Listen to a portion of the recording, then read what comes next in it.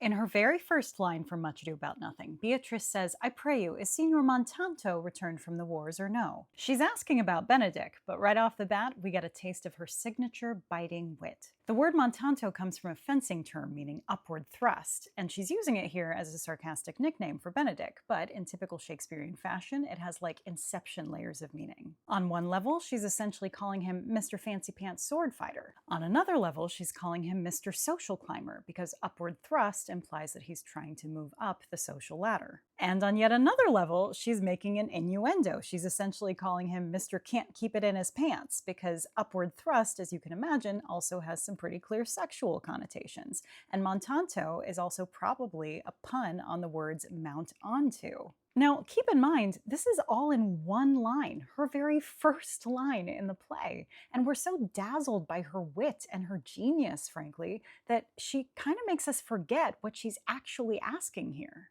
The men come home from war, and what's the very first thing she asks them? Is Benedick okay? Is he still alive? Did he make it home? Why?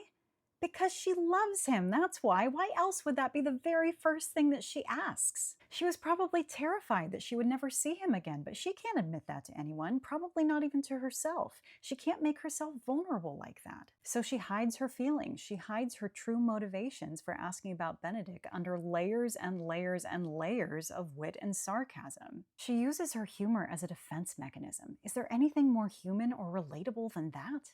We learn so much about her character, and again, all of this is encapsulated in one line. One. I don't know if I've said it lately, but God, I love Shakespeare.